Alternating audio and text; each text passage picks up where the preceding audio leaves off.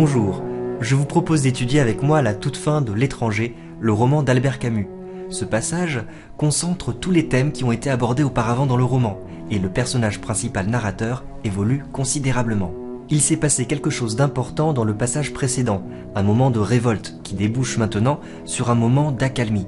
Meursault n'a pas accepté les explications de l'aumônier. Symboliquement, il a renoncé aux doctrines qui donnent une explication unique au sens de la vie. Mais il est à la veille de son exécution. Dans cette fin de roman, Camus illustre de façon à la fois poétique et mystérieuse des réflexions métaphysiques qui découlent de la notion d'absurde explorée tout au long du roman. À l'approche de la mort, Meursault évolue encore de l'homme absurde à l'homme révolté à encore autre chose. Pour bien expliquer ce texte, je vais m'appuyer, beaucoup plus que d'habitude, sur d'autres œuvres et d'autres passages du roman. Ma problématique. Comment cette fin de roman transcrit par des symboles et de façon esthétique une évolution profonde du personnage vers des valeurs qui sont refondées par l'exigence d'absurdité. Nous allons faire ensemble un commentaire au fil du texte, mais voici quelques axes qui pourraient vous servir pour un commentaire composé. Un narrateur qui connaît une évolution profonde à l'approche de la mort qui correspond au terme de son parcours initiatique. Un personnage qui assume désormais sa distance avec la société et ses rôles préconçus. Un symbolisme qui représente le refus de toute doctrine et de toute explication unique. Un style d'écriture qui évolue poétiquement vers des préoccupations en même temps esthétiques et philosophiques. Le passage d'un moment de révolte à un moment d'accalmie où Meursault éprouve un certain bonheur. Une boucle qui renvoie Meursault à sa mère et invite le lecteur à redécouvrir le début du roman. La recherche d'un lien renouvelé avec les humains autour de valeurs refondées par l'exigence d'absurdité. Lui parti, j'ai retrouvé le calme. J'étais épuisé et je me suis jeté sur ma couchette. Je crois que j'ai dormi parce que je me suis réveillé avec des étoiles sur le visage. Des bruits de campagne montaient jusqu'à moi. Des odeurs de nuit, de terre et de sel rafraîchissaient mes tempes. La merveilleuse paix de cet été endormi entrait en moi comme une marée. Nous nous trouvons après le moment de révolte et après le départ de l'aumônier. Les deux phrases courtes miment la fatigue de Meursault. La fatigue à travers le roman est toujours le signe de la culpabilité qu'il éprouve à vivre dans l'absurde, ce décalage avec la société qu'il n'assume pas et qui l'épuise. Dans son essai, Le mythe de Sisyphe, Camus écrit que l'homme absurde ne peut que tout épuiser et s'épuiser. Habituellement, Meursault ne dort pas bien, il somnole. Ici, au contraire, pour la première fois, il dort parfaitement. Nous avons ainsi une belle ellipse temporelle entre deux phrases. Je crois que j'ai dormi parce que je me suis réveillé avec des étoiles sur le visage. C'est le moment non raconté d'une évolution fondamentale. Que s'est-il passé entre le départ de l'aumônier et le réveil de Meursault ? D'abord, le soleil a été remplacé par les étoiles. Symboliquement, la contrainte de tout unifier a disparu avec le départ du prêtre. Meursault a refusé toute explication unique. Reste alors la diversité, représentée par les étoiles. La diversité est le propre de l'absurdité car elle porte en elle la contradiction, elle est irréductible, impossible à résoudre. Toujours dans le mythe de Sisyphe, Camus écrit « Toute pensée qui renonce à l'unité exalte la diversité, et la diversité est le lieu de l'art. La seule pensée qui libère l'esprit est celle qui le laisse seul, certain de ses limites et de sa fin prochaine. Aucune doctrine ne le sollicite. » La fin prochaine, c'est la condamnation à mort de Meursault. Le lieu de l'art, pour la première fois, nous allons rencontrer des images purement esthétiques. On retrouve notamment la figure de la synesthésie, vous savez, quand les perceptions sont mélangées. Ici, Meursault peut sentir les étoiles sur son visage, il peut toucher la lumière. Plus loin, les odeurs lui rafraîchissent les tempes. Et enfin, la paix entre en lui comme une marée. Dans cette comparaison, Meursault est assimilé à la plage, qui est le théâtre de sa tragédie. Donc l'hostilité du monde a disparu d'un coup. L'évolution du style d'écriture rend compte d'une transformation profonde et mystérieuse du personnage. Il vit toujours dans l'absurde, mais il a désormais passé le stade de la révolte, d'où la disparition de sa fatigue perpétuelle et l'apparition de la paix. Plus tôt dans le roman, d'autres passages parlaient des étoiles. Par exemple, après la mort de sa mère et le départ de Marie, Meursault remarque que les lampes de la rue se sont allumées et elles ont fait pâlir les premières étoiles qui montaient dans la nuit. Symboliquement, la société remplaçait la nature. Maintenant, c'est l'inverse. Progressivement, la cellule est envahie par la nature. Les étoiles sur le visage, le bruit de campagne qui monte jusqu'à lui, la marée qui entre en lui. Autant d'indications que l'univers tout entier est présent en cette fin de roman. Cela donne à notre passage une dimension métaphysique. Ce n'est pas un hasard si la fin du roman coïncide avec le soir et non avec l'aube de l'exécution. Systématiquement, le soir, dans le roman, est associé à des perceptions positives. Ce sont les rares moments d'émotion. Par exemple, lors de la veillée funèbre, les mêmes mots sont utilisés. Il faisait doux, et par la porte ouverte entrait une odeur de nuit et de fleurs.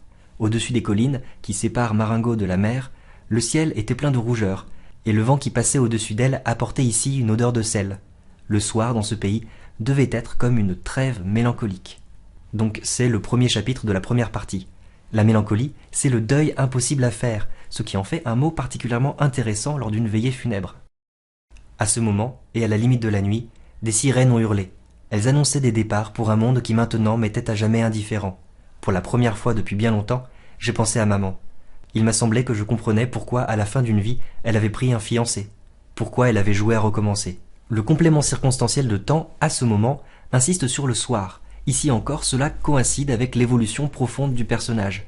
L'adverbe maintenant signifie désormais. Il a maintenant un niveau de conscience supérieur. Pour la première fois, je comprenais. Quels sont les changements ?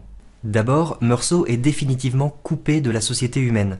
Les sirènes représentent la ville, mais c'est aussi une référence à l'Odyssée d'Homère, où Ulysse, en écoutant le chant des sirènes, est tenté de ne plus jamais rentrer chez lui.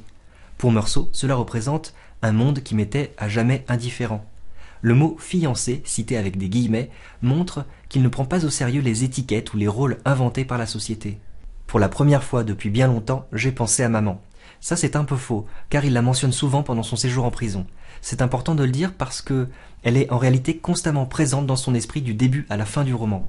Mais cette fois-ci, il pense à elle d'une manière différente, car il comprend ce qu'elle a enduré à la fin. Il partage la même expérience de l'approche de la mort. C'est cette expérience qui permet à Meursault d'évoluer. C'est là le deuxième grand changement de Meursault. Désormais, il comprend sa mère. Il comprend pourquoi elle a joué à recommencer. Comment peut-on interpréter cela, sachant que Meursault, depuis le début, refuse de jouer, sachant qu'il a définitivement coupé son lien avec la société, accusé justement de jouer. Le verbe recommencer est à mettre en lien avec Sisyphe, qui recommence sans cesse la même tâche, et qu'il faut imaginer heureux. Meursault est désormais dans ce stade où il est heureux dans l'acceptation de sa mort prochaine. Là-bas aussi, autour de cet asile où des vies s'éteignaient, le soir était comme une trêve mélancolique. Si près de la mort, maman devait s'y sentir libérée et prête à tout revivre. Personne n'avait le droit de pleurer sur elle. Et moi aussi, je me suis senti prêt à tout revivre. Le ton devient presque lyrique, avec le redoublement de là-bas en début de phrase. On retrouve aussi cette même expression de trêve mélancolique qui avait déjà été utilisée lors de la veille funèbre à l'asile. Que signifie cette expression ? La mélancolie, c'est un sentiment particulier, la tristesse d'un deuil impossible à faire. De nombreux passages nous laissent penser que Meursault éprouve une forte émotion suite à la mort de sa mère, mais cela ne peut s'exprimer que lors d'une trêve, lorsque l'hostilité du monde est entre parenthèses, et lorsqu'il est hors de la société. C'est pourquoi ces émotions reviennent aussi fort en ce moment de paix retrouvé avec l'univers. Mais aussitôt vient l'interdiction. Personne n'avait le droit de pleurer sur elle. Cela s'explique justement parce qu'il accepte cette idée de mort, comme une étape révélatrice de l'absurdité. Ce n'est pas un hasard si Meursault parle de l'asile en précisant où des vies s'éteignaient. Il nous rappelle l'événement déclencheur du récit. Ainsi, ce n'est pas la mort elle-même qui est considérée comme une libération, mais l'approche de la mort. C'est bien ça le point commun entre Meursault et sa mère, qui lui permet de tracer un parallèle. L'approche de la mort rend possible cette révélation qui donne justement le goût de la vie, même si cette vie est absurde, même si elle consiste à répéter sans cesse les mêmes actions. D'ailleurs, le roman forme une boucle, car la prison où l'on exécutera Meursault est bien mise en parallèle avec l'asile du début où des vies s'éteignent. Le nom même de Meursault contient à la fois mourir et sauver.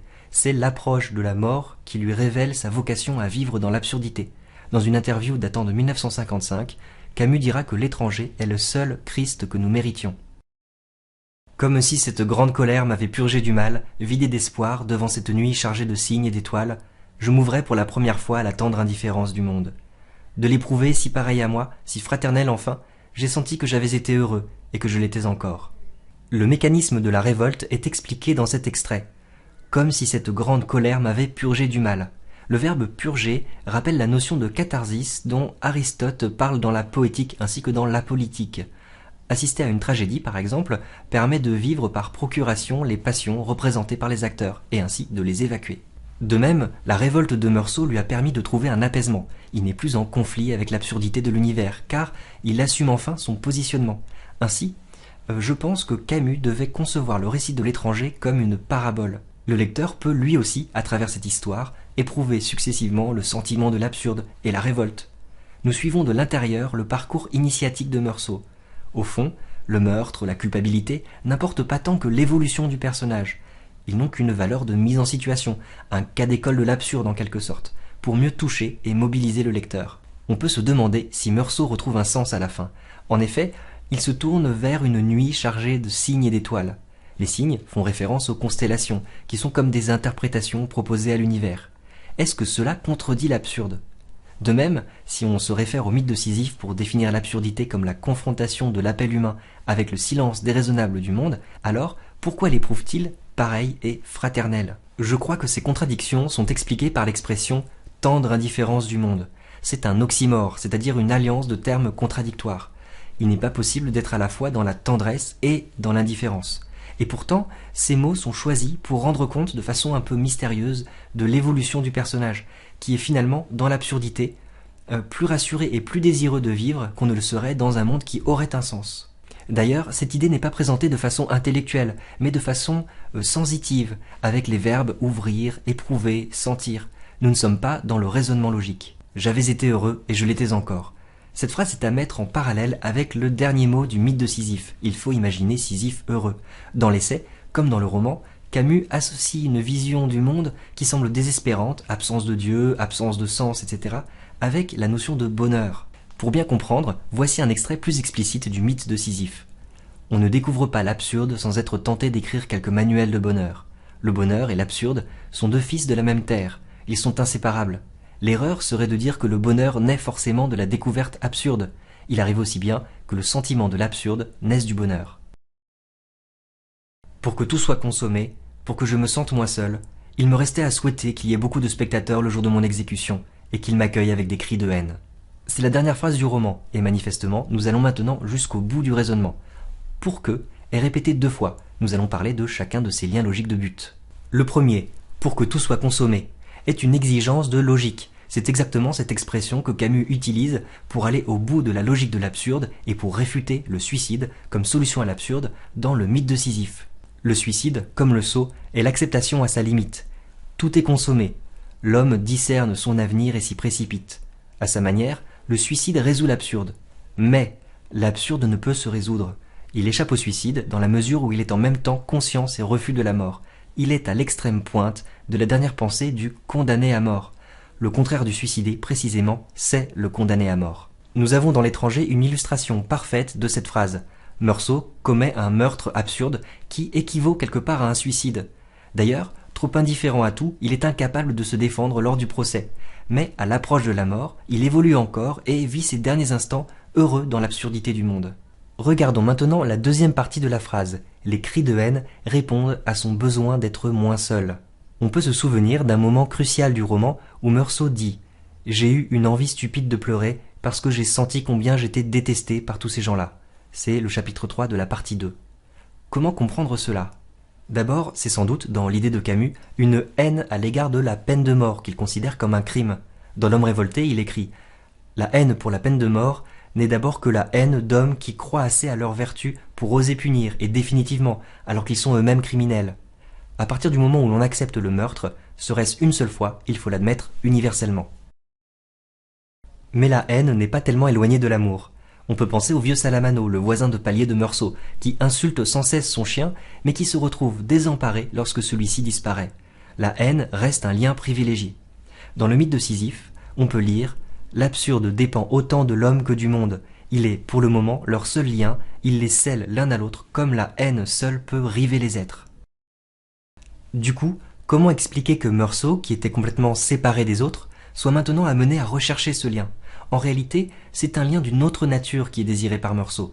Il faut comprendre que la notion de révolte chez Camus est le moment où le raisonnement absurde vient fonder une première valeur morale commune, le respect de la vie, nécessaire à la confrontation de la conscience avec le monde. Ainsi, dans L'Homme révolté, Camus écrit « Dans l'expérience absurde, la souffrance est individuelle. À partir du mouvement de révolte, elle a conscience d'être collective, elle est l'aventure de tous. »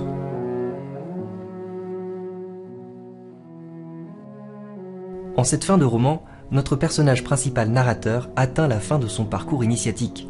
La tragédie atteint son point d'achèvement. Condamné à la peine de mort, Meursault subit toutes les conséquences de l'absurdité de son crime. Mais à l'approche de la mort, il refuse une dernière fois la tentation de tout unifier par une doctrine. Cette étape de révolte révèle une évolution profonde du personnage.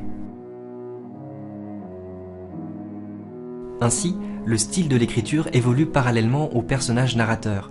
Une place plus importante est accordée aux émotions et à la poésie, avec une évocation de la mélancolie. L'envie de tout recommencer crée un effet de boucle et donne au roman une dimension de parabole. Les métaphores font passer, à travers les perceptions, un sentiment d'apaisement qui va jusqu'au bonheur. Derrière l'évolution de ce style, Camus tient un discours philosophique et mène une réflexion métaphysique. En effet, Meursault prend désormais pleinement conscience de ce que signifie vivre dans l'absurde.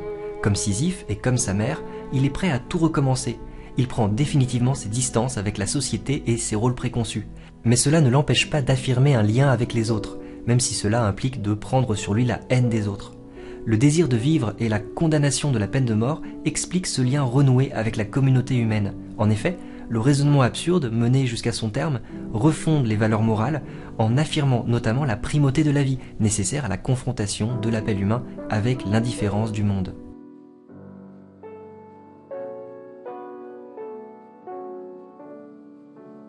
Quant à la question de la culpabilité de Meursault, je laisse le dernier mot à Camus, qui écrit dans L'Homme révolté « L'homme est la seule créature qui refuse d'être ce qu'elle est.